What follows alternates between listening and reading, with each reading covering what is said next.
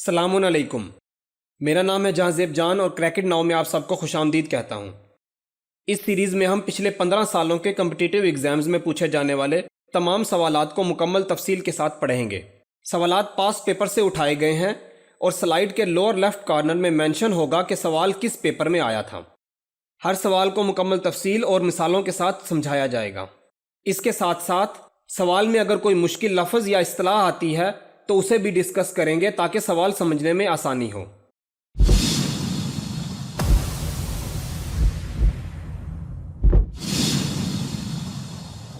پہلا سوال ہے، ہمدرد اخبار کس نے جاری کیا؟ مولانا ظفر علی خان، سر سید احمد خان، الطاف حسین حالی، مولانا محمد علی جوہر۔ صحیح جواب ہے مولانا محمد علی جوہر۔ مولانا محمد علی جوہر 10 دسمبر 1878 کو انڈیا کے شہر رامپور میں پیدا ہوئے۔ آپ جنوری 1931 میں گول میز کانفرنس میں شرکت کی غرض سے انگلستان گئے۔ یہاں آپ نے آزادی وطن کا مطالبہ کرتے ہوئے فرمایا کہ اگر تم انگریز میرے ملک کو آزاد نہ کرو گے تو میں واپس نہیں جاؤں گا اور تمہیں میری قبر یہیں بنانا ہوگی۔ اس کے کچھ عرصے کے بعد آپ نے لندن میں انتقال فرمایا۔ تدفین کی غرض سے آپ کی لاش بیت المقدس لے جائی گئی۔ آپ نے کلکتہ میں انگریزی اخبار کامریڈ شروع کیا اور اردو روزنامہ ہمدرد بھی آپ نے ہی جاری کیا۔ آپ کا شمار 1919 کی تحریک خلافت کے بانی ارکان میں ہوتا ہے۔ آپ کا مشہور شعر ہے، قتل حسین اصل میں مرگ یزید ہے، اسلام زندہ ہوتا ہے ہر کربلا کے بعد۔ دوسرا سوال ہے، in black and white idiom کے درست مطلب کا انتخاب کریں۔ واضح طور پر، صاف تصویر، تحریری طور پر، اچھا اور برا۔ صحیح جواب ہے تحریری طور پر۔ تیسرا سوال ہے، ٹسوے بہانا محاورہ ہے، اس کا مفہوم کیا ہوگا؟ پانی بہانا، پانی میں کاغذی کشتیاں چلانا، جھوٹ موٹ کا رونا، پھوٹ پھوٹ کر رونا۔ صحیح جواب ہے جھوٹ موٹ کا رونا۔ چوتھا سوال ہے، پانی بھرنا قواعد کی روح سے کیا ہے؟ صرف محاورہ ہے، صرف روزمرہ ہے، محاورہ بھی ہے اور روزمرہ بھی، نہ محاورہ ہے اور نہ روزمرہ۔ صحیح جواب ہے محاورہ بھی ہے اور روزمرہ بھی۔ دو یا دو سے زیادہ الفاظ کا مجموعہ جو اہل زبان کی بول چال کے مطابق حقیقی معنوں میں استعمال ہوا ہو روزمرہ کہلاتا ہے۔ مثلا وہ آئے دن اسکول سے غیر حاضر رہتا ہے، اس جملے میں آئے دن درست روزمرہ ہے جو اہل زبان کی بول چال کے مطابق ہیں۔ روزمرہ اور محاورے میں فرق دیکھتے ہیں۔ پہلا فرق، روزمرہ حقیقی معنوں میں ہوتا ہے جبکہ محاورہ مجازی یا غیر حقیقی معنوں میں استعمال ہوتا ہے۔ مثلا آنکھوں سے اترنا محاورہ ہے اور چھت سے اترنا روزمرہ۔ دوسرا فرق ہے، محاورہ قواعد کی حدود میں آتا ہے جبکہ روزمرہ قواعد سے بالاتر ہوتا ہے۔ تیسرا فرق ہے، محاورے میں اہل زبان بھی تبدیل نہیں کر سکتے جبکہ روزمرہ اہل زبان کے مطابق بدلتا رہتا ہے۔ چوتھا فرق ہے، محاورے میں ایک اسم اور ایک فعل کا ہونا ضروری ہے جبکہ روزمرہ میں یہ شرط نہیں ہے۔ پانچواں سوال ہے، جملہ مکمل کریں۔ کام کا نہ کاج کا، دشمن، لوگوں کا، سب کا، اناج کا، حیوان کا۔ صحیح جواب ہے اناج کا۔ چھٹا سوال ہے، اردو نثر کی پہلی کتاب کون سی ہے؟ سب رس، عجائب زمانہ، تذکرہ، سارنگ۔ صحیح جواب ہے سب رس۔ سب رس اردو ادب کے نثری صنف کی پہلی تصنیف ہے۔ یہ ایک تمثیلی داستان ہے جو 17ویں صدی میں لکھی گئی۔ اس کے تخلیق کار ملا وجی ہیں۔ ملا وجی نے یہ کتاب سلطان عبداللہ قطب شاہ کی فرمائش پر لکھی تھی۔ سلطان عبداللہ قطب شاہ نے ملا وجی سے بیان عشق میں کتاب لکھنے کی درخواست کی تھی۔ ملا وجی 16ویں صدی میں دکن میں پیدا ہوئے اور انہوں نے 1659 میں وفات پائی۔ آپ کی مشہور تصانیف میں کتب مشتری اور سب رس شامل ہیں۔ ساتواں سوال ہے، ماتھا ٹھنکنا سے کیا مراد ہے؟ کسی کام سے متعلق برے آثار پیدا ہونا، کچھ بھول جانا، افسوس کرنا، ان میں سے کوئی نہیں۔ صحیح جواب ہے کسی کام سے متعلق برے آثار پیدا ہونا۔ آٹھواں سوال ہے، مندرجہ ذیل میں سے کون سا لفظ کردار کی خوبی کو ظاہر کرتا ہے؟ طاقت، دولت، وفاداری، شہرت۔ صحیح جواب ہے وفاداری۔ سوال نمبر 9 ہے، ہاتھ کنگن کو آرسی کیا سے کیا مراد ہے؟ اشارہ کس طرف اور پوچھنا کچھ اور، ہاتھ بہت گندے ہونا، ظاہر بات کے ثبوت کی ضرورت نہیں، ان میں سے کوئی نہیں۔ صحیح جواب ہے ظاہر بات کے ثبوت کی ضرورت نہیں۔ لفظاً ہاتھ کے کنگن کو دیکھنے کے لیے آئینے کی ضرورت نہیں ہوتی، مراد جو بات ظاہر ہو اس کے دریافت کرنے کی کیا ضرورت، جو چیز آنکھوں کے سامنے ہو اس کو کیا بیان کرنا۔ سوال نمبر 10 ہے، خون آنکھوں میں اترنا سے کیا مراد ہے؟ سخت غصے کی حالت میں آنا، وقت پر منصوبہ بندی کرنا، مصیبت سے نمٹنا، حالات کا جواں مردی سے مقابلہ کرنا۔ صحیح جواب ہے سخت غصے کی حالت میں آنا۔ 11واں سوال ہے، A wolf in sheep's clothing کے درست مطلب کا انتخاب کریں۔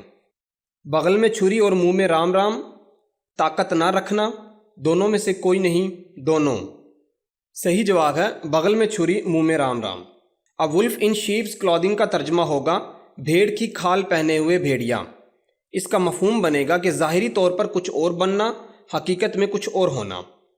بغل میں چھری منہ میں رام رام کا مطلب ہوگا کہ زبان سے تو اچھا بولنا مگر موقع ملنے پر نقصان پہنچانا۔ 12واں سوال ہے، یہ شعر کس کا ہے؟ کون کہتا ہے کہ موت آئی تو مر جاؤں گا، میں تو دریا ہوں سمندر میں اتر جاؤں گا؟ حفیظ جلندری، احمد ندیم قاسمی، فیض احمد فیض، پروین شاکر۔ صحیح جواب ہے احمد ندیم قاسمی۔ احمد ندیم قاسمی 20 نومبر 1916 کو پنجاب کے شہر خوشاب کے علاقے انگلہ میں پیدا ہوئے اور آپ کی وفات 10 جولائی 2006 کو لاہور میں ہوئی۔ آپ نے حاجرہ مسرور کے ساتھ مل کر ادبی رسالہ نقوش کی بنیاد رکھی۔ قاسمی صاحب کی شاعری کی ابتدا 1931 میں ہوئی جب مولانا محمد علی جوہر کے انتقال پر ان کی پہلی نظم روزنامہ سیاست لاہور کے سر ورق پر شائع ہوئی۔ آپ کا مشہور شعر ہے، میں نے سمجھا تھا کہ لوٹ آتے ہیں جانے والے، تو نے جا کر تو جدائی میری قسمت کر دی۔ آپ کی مشہور تصانیف میں پت جھڑ، نیلا پتھر، کپاس کا پھول، آنچل، چوپال اور طلوع و غروب شامل ہیں۔ آپ کو بہت سے اعزازات سے نوازا گیا جن میں صدارتی تمغہ برائے حسن کارکردگی، ستارہ امتیاز، عالمی فروغ اردو ادب، کمال فن ادبی ایوارڈ اور علامہ اقبال ایوارڈ شامل ہیں۔ سوال نمبر 13 ہے، آنکھیں فرش راہ کرنا سے کیا مراد ہے؟ انتہائی رنج ہونا، انتہائی عزت کرنا، بھلا دکھائی دینا، ان میں سے کوئی نہیں۔ صحیح جواب ہے انتہائی عزت کرنا۔ 14واں سوال ہے، کنایہ کے لغوی معنی ہیں پوشیدہ بات، نسبت، توضیح، کلام۔ صحیح جواب ہے پوشیدہ بات۔ سوال نمبر 15 ہے، بوڑھا طوطا سے کیا مراد ہے؟ عقل مند آدمی، تجربہ کار آدمی، ایماندار آدمی، بے وقوف آدمی۔ صحیح جواب ہے بے وقوف آدمی۔ 16واں سوال ہے، بلبل کا بچہ پالنا سے کیا مراد ہے؟ اپنا مخالف پالنا، اپنا ہمدرد پالنا، اپنے سر سردردی لینا، ہوش مندانہ طریقہ اپنانا۔ صحیح جواب ہے اپنے سر سردردی لینا۔ سوال نمبر 17 ہے، دید و دید سے کیا مراد ہے؟ دیکھنا بھالنا، نظر چرانا، ملاقات، محبوب کی صورت دیکھنا۔ صحیح جواب ہے ملاقات۔ دید و دید سے مراد ہے ایک دوسرے کے گھر جانے کا عمل، آمد و رفت، میل ملاقات۔ اس کا استعمال میر درد کے ایک شعر میں دیکھتے ہیں، غنیمت ہے یہ دید و دید یاراں، جہاں آنکھ مند گئی نہ میں ہوں نہ تو ہے، نظر میرے دل کی پڑی درد کس پر، جدھر دیکھتا ہوں وہی روبرو ہے۔ سوال نمبر 18 ہے، نظام جنگ اور نجم الدولہ مرزا غالب کا کون سا اسم تھا؟ کنیت، خطاب، عرف، لقب۔ صحیح جواب ہے خطاب۔ 19واں سوال ہے، ماہ تمام کس کا مجموعہ کلام ہے؟ پروین شاکر، ناصر کاظمی، احمد فراز، احمد ندیم قاسمی۔ صحیح جواب ہے پروین شاکر۔ پروین شاکر 24 نومبر 1952 کو کراچی میں پیدا ہوئیں اور آپ کا انتقال 26 دسمبر 1994 کو اسلام آباد میں ایک کار حادثے میں ہوا۔ آپ کی مشہور کتابوں میں خوشبو، ماہ تمام، خود کلامی اور انکار شامل ہیں۔ آپ کا مشہور شعر ہے، میں سچ کہوں گی مگر پھر بھی ہار جاؤں گی، وہ جھوٹ بولے گا اور لاجواب کر دے گا۔ 20واں سوال ہے، مطابقت کے لغوی معنی کیا ہیں؟ ساتھ دینا، برابر کرنا، موافق کرنا، مرتب کرنا۔ صحیح جواب ہے برابر کرنا۔ مطابقت کا مفہوم ہے یکسانیت، برابری، موافقت، مشابہت اور مناسبت وغیرہ۔